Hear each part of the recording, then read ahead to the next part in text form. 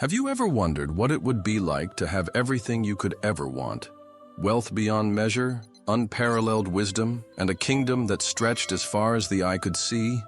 This isn't just a fantasy, it's the true story of one of the Bible's most fascinating figures, King Solomon. Welcome, friends, to a journey through time, where we'll unravel the enigma of a man whose name has echoed through millennia. Solomon, a name synonymous with wisdom, but a life filled with paradoxes. How could someone so wise make such profound mistakes? How could a man blessed by God ultimately fall from grace? In the pages of history, few figures stand as tall or as complex as Solomon, the third king of Israel. His reign marked the golden age of the Hebrew monarchy, a time of unprecedented peace and prosperity. Yet beneath the glitter of gold and the sheen of success lay a tale of human frailty and divine grace. As we delve into Solomon's story, we'll explore not just the facts, but the heart behind them. We'll see how God can use even flawed individuals for his grand purposes. And perhaps in the process, we might just find a bit of Solomon in ourselves. So are you ready to meet the man behind the legends? To understand the true Solomon beyond the myths? Buckle up, because this isn't just a history lesson. It's a journey that might just change how you see wisdom, wealth, and the ways of God. Our story begins not with Solomon, but with his father, the legendary King David. Picture this, a kingdom unified, enemies defeated, and God's favor resting upon Israel. But even in this golden era, dark clouds were gathering. Solomon was born into royal privilege, the son of David and Bathsheba. Yes, that Bathsheba, the woman whose story began with scandal, but ended in redemption. God had a plan for this child, declaring even before his birth that he would be a man of peace. In Hebrew, Solomon means peace, a name that would shape his destiny.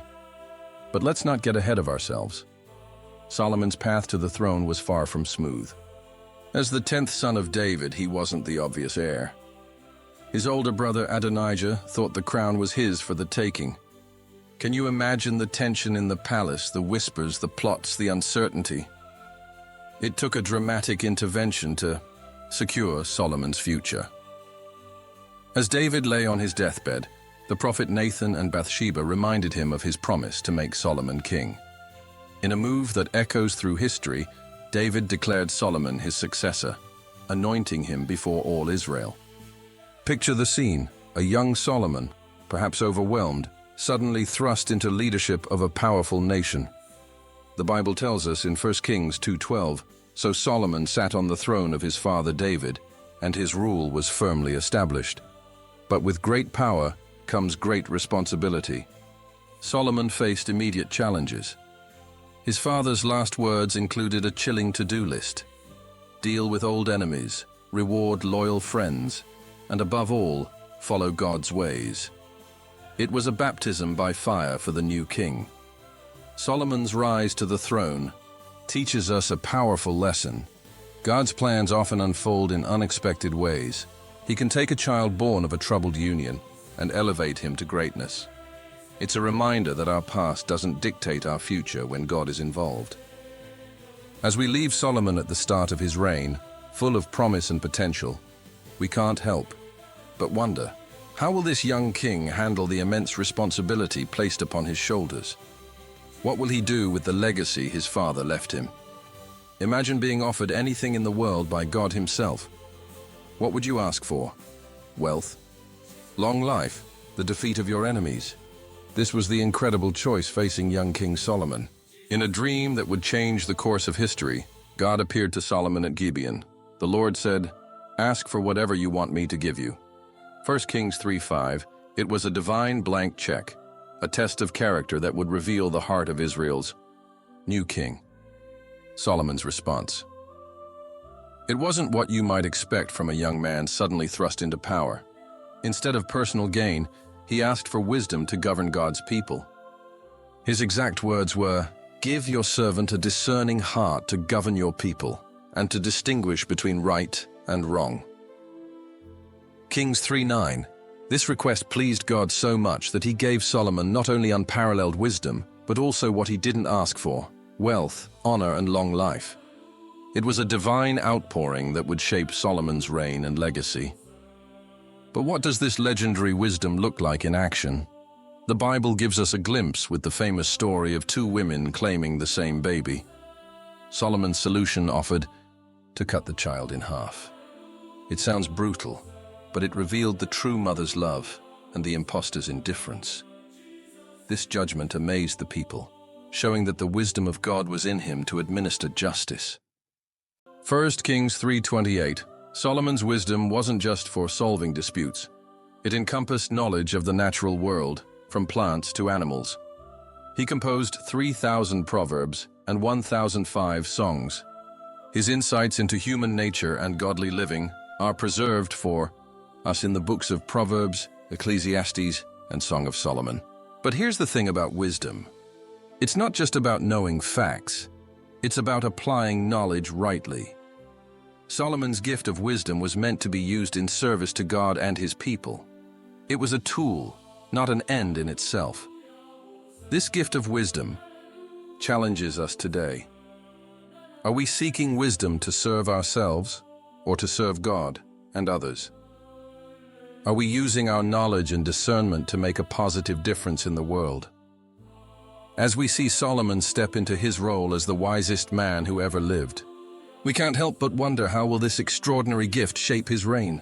And more importantly, how will he use it? Picture a kingdom at the height of its power, a land flowing with milk and honey, where silver was as common as stones. This wasn't a fairy tale. This was Israel under Solomon's rule. Solomon's reign ushered in an era of unprecedented prosperity and peace. The Bible tells us in 1 Kings 4:25, during Solomon's lifetime, Judah and Israel from Dan to Beersheba lived in safety, everyone under their own vine and under their own fig tree. Can you imagine such widespread peace and abundance? But this prosperity didn't happen by accident. Solomon was a master administrator and visionary leader. He divided the kingdom into 12 districts, each responsible for providing for the royal household for 1 month of the year.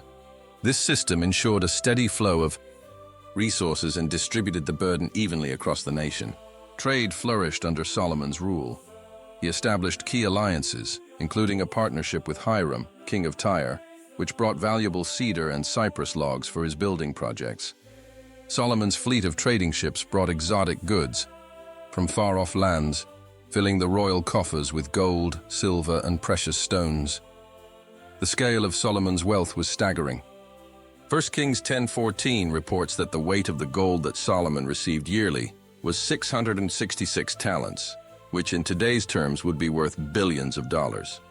His throne was made of ivory, overlaid with pure gold. Even his drinking cups were made of gold. Silver. It was considered of value in Solomon's days. But Solomon's prosperity wasn't just about material wealth. It was a time of cultural and intellectual flourishing too. The arts thrived, with music and literature reaching new heights. People came from all over the known world to hear Solomon's wisdom, bringing tribute and adding to Israel's cosmopolitan atmosphere. However, with great prosperity comes great responsibility. Solomon's lavish lifestyle and massive building projects required an enormous workforce. He instituted a labor force of 30,000 men from all Israel, sending them to Lebanon in shifts to work on his various projects. As we survey the dazzling splendor of Solomon's kingdom, we might feel a mix of awe and unease. Yes, it was a golden age for Israel, a fulfillment of God's promises to bless his people. But was all this opulence in with God's vision for his people? Was Solomon using his resources wisely, or was he getting carried away? Solomon's prosperous reign shows us the potential for blessing when we follow God's wisdom. But it also raises questions about the dangers of excess and the responsibilities that come with abundance. As we continue our journey through Solomon's life, we're left wondering, how will this unprecedented prosperity affect Solomon's heart? Will he remain faithful to the God who blessed him so abundantly? Imagine a building so magnificent, so awe-inspiring, that it would become the centerpiece of a nation's faith for centuries to come. This was Solomon's crowning achievement, the construction of the temple in Jerusalem. The temple wasn't just another building project. It was the fulfillment of a dream that had begun with Solomon's father, David. As we read in 1 Kings 5:5, Solomon declared, "I intend therefore to build a temple for the name of the Lord my God, as the Lord told my father David." The scale of this undertaking was immense. Solomon enlisted 30,000 men from Israel, 70,000 carriers, and 80,000 stonecutters, work in the mountains.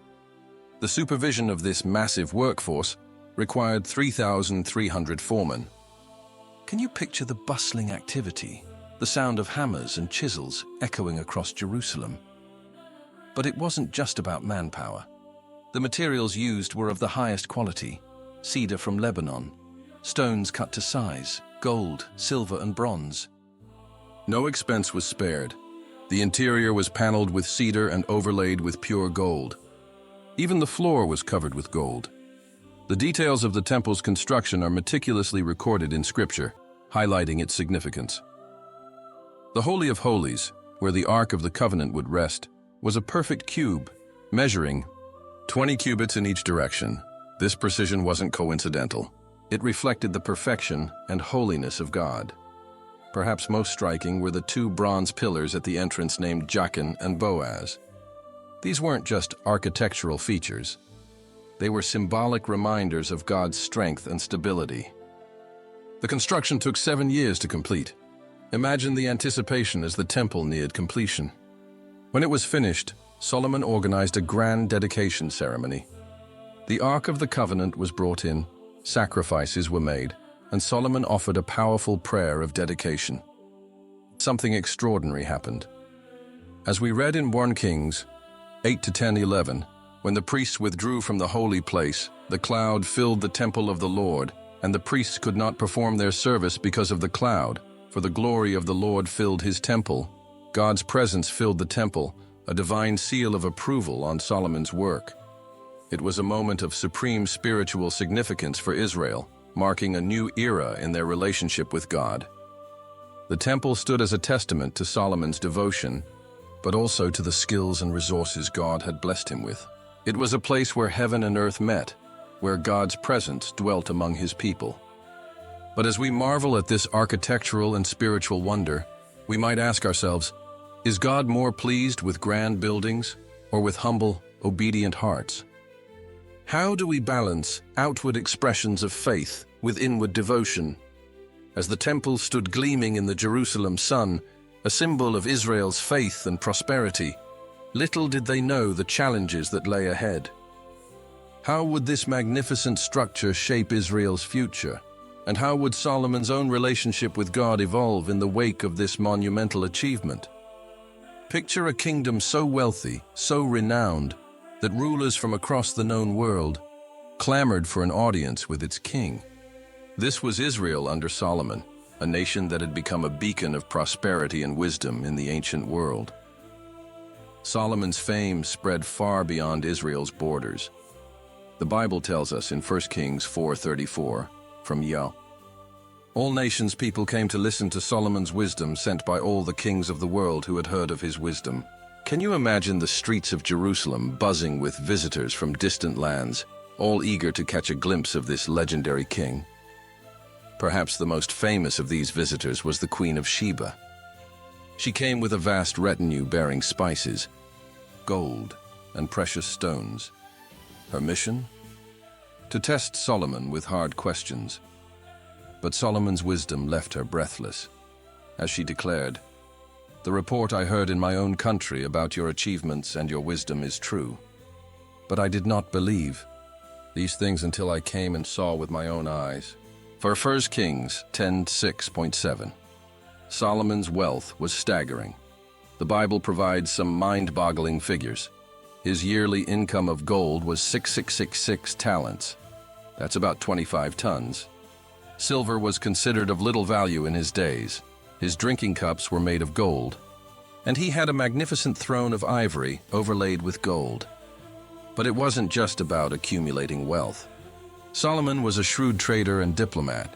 He formed alliances with neighboring kingdoms, most notably with Hiram of Tyre. These partnerships opened up trade routes, bringing exotic goods to Israel. Solomon's fleet of trading ships would return every 3 years, laden with gold, silver, ivory, apes, and peacocks. Solomon's building projects were equally impressive. Besides the temple, he constructed a palace complex that took 13 years to complete. He fortified cities, built storage cities, and even constructed Lebanon's forest house, a summer retreat. His military might was formidable too. The Bible mentions that he had 4,000 stalls for chariot horses and 12,000 horses. In an age where cavalry was the pinnacle of military technology, this was a clear statement of Israel's power. Yet with all this wealth and fame came danger. As Solomon's reputation grew, so did the temptation to rely on his own strength rather than on God. The influx of foreign visitors brought not just trade goods, but also foreign customs and beliefs. Solomon's international fame raises some challenging questions for us today. How do we handle success and recognition? Do we use our resources and influence to glorify God, or do we become enamored with our own achievements? As we see Solomon, at the height of his power and fame, we can't help but wonder, will he remain faithful to the God who blessed him so abundantly? Or will the allure of wealth and international acclaim lead him astray? In the glittering courts of Jerusalem, as foreign dignitaries paid homage and trade ships unloaded their exotic cargoes, the stage was set for both triumph and tragedy. How would Solomon navigate the challenges that came with such unprecedented success? As we turn this page in Solomon's story, we find ourselves in a world of luxury, diplomacy, and danger. Solomon's reign had brought Israel to new heights of prosperity and influence, but with these came new temptations and challenges. Solomon was a master of international relations. His marriages weren't just matters of the heart, they were political alliances. The Bible tells us in 1 Kings 11:3 that he had 700 wives of royal birth and 300 concubines. Can you imagine the complexity of managing such a household? His most famous marriage was to the daughter of Pharaoh, sealing an alliance with Egypt. This was unprecedented. For the first time, an Israelite king was considered an equal to the mighty Pharaoh. But this marriage came with a price. Solomon built a palace for his Egyptian wife, bringing foreign cultural influences right into the heart of Jerusalem. These marriages opened doors for trade and diplomacy, but they also opened Israel to foreign religious practices. Solomon's wives turned his heart after other gods. 1 Kings 11:4. The king who had built the temple to the one true God now allowed high places to be built for Chemosh, Moloch, and other foreign deities. It's a startling turn of events. How could the wisest man in history make such a grave error? Perhaps it was a gradual process. One compromise led to another until Solomon found himself far from the path God had set for him. The influence of these foreign customs wasn't just religious. It affected the entire culture of Israel. The simple agrarian lifestyle gave way to a more cosmopolitan, luxurious way of life. The court of Solomon became a melting pot of cultures, languages, and ideas. On one hand, this cultural exchange brought benefits. Israel was exposed to new technologies, arts, and knowledge from across the known world.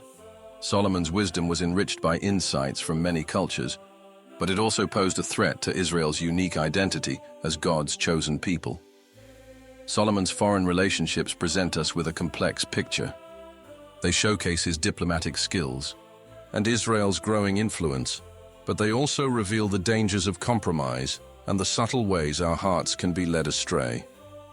This chapter of Solomon's life raises some challenging questions for us today. How do we engage with the world around us without losing our distinct identity? How can we appreciate diversity while remaining true to our core beliefs? As we watch Solomon navigate these treacherous waters of international politics and cultural exchange, we're left wondering, will he be able to maintain his devotion to God amidst all these foreign influences? And what will be the long-term consequences of these relationships for Israel? In the grand palaces of Jerusalem, as foreign princesses brought their customs and beliefs, the seeds of future conflict were being sown. How would this play out in the remaining years of Solomon's reign and in the generations to come? As we turn to this somber chapter in Solomon's life, we find a stark contrast to the glittering success of his earlier years. The wisest man in history was about to face the consequences of his unwise choices. The Bible doesn't mince words about Solomon's fall. 1 Kings 11:4 tells us, "As Solomon grew old, his wives turned his heart after other gods, and his heart was not fully devoted to the Lord his God, as the heart of David his father had been."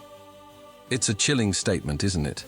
The man who had built the temple and written profound words about wisdom had now turned away from the source of that wisdom. Solomon's decline wasn't sudden. It was a gradual erosion. His foreign wives brought their gods with them, and Solomon, perhaps in the name of diplomacy or personal desire, allowed the worship of these deities. He built high places for Chemosh, Moloch, and other false gods. The king, who once stood as a beacon of faithfulness to God, now cast a shadow of compromise. But God wasn't silent. He appeared to Solomon twice, warning him about the consequences of turning away. Yet Solomon didn't heed these warnings. It's a sobering reminder that even the wisest among us can fall if we don't remain vigilant. The consequences of Solomon's actions were severe and far-reaching. God declared that he would tear the kingdom away from Solomon, leaving only one tribe for his son for the sake of David's legacy. The seeds of Israel's future division were sown in Solomon's reign. External threats began to arise. Hadad the Edomite and Rezin of Syria became adversaries to Solomon. The peace that had characterized much of his reign began to crumble. Even internally, trouble was brewing. Jeroboam, one of Solomon's officials, was prophesied to rule over 10 tribes of Israel after Solomon's death. Perhaps most tragically, Solomon's spiritual legacy was tarnished. The king who had started his reign by asking God for wisdom ended it by leading his people into idolatry. The temple, once the crowning achievement of his devotion to God, now stood in a city dotted with shrines to foreign gods. Solomon's decline raises profound questions for us. How can someone so blessed, so wise, fall so far? It reminds us of the constant need for vigilance in our spiritual lives. No matter how much we know or how much we've achieved, we're always vulnerable to temptation and compromise. As we reflect on Solomon's fall, we might ask ourselves, where are the areas in our lives where we've allowed compromise to creep in? How can we guard our hearts against the subtle influences that can lead us away from God? The story of Solomon's decline is a cautionary tale.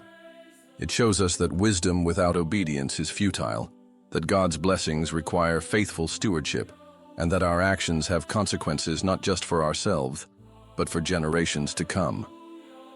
As the sun began to set on Solomon's reign, the golden age of Israel was drawing to a close. The kingdom that had reached such heights was poised on the brink of division. What would be the final legacy of this complex king? And what lessons can we draw from his life of triumph and tragedy? As we come to the end of Solomon's story, we're left with a complex legacy that echoes through history and speaks to us even today. How do we sum up a life of such dramatic highs and lows? What can we learn from this wisest of kings who ultimately lost his way? Solomon's legacy is a study in contrasts. On one hand, we have the magnificent temple, a wonder of the ancient world that stood as a testament to God's presence among his people for centuries. We have the books of Proverbs, Ecclesiastes, and Song of Solomon, which continue to offer profound insights into life, love, and the fear of the Lord. On the other hand, we have the divided kingdom that emerged after Solomon's death, a direct result of his disobedience. The golden age of Israel gave way to centuries of conflict and eventual exile. It's a sobering reminder that our actions can have consequences long after we're gone. But perhaps Solomon's greatest legacy is the lessons we can draw from his life. Here are a few to consider. Wisdom must be coupled with obedience. Solomon had unparalleled wisdom, but knowledge alone wasn't enough. As James 1:22 reminds us, we must be doers of the word and not hearers only. Success can be a double-edged sword. Solomon's prosperity brought great benefits, but also great temptations. How we handle success is often a greater test of character than how we handle adversity. Our choices affect others. Solomon's decisions impacted not just his own life, but the entire nation of Israel and future generations. We should always consider the wider implications of our actions.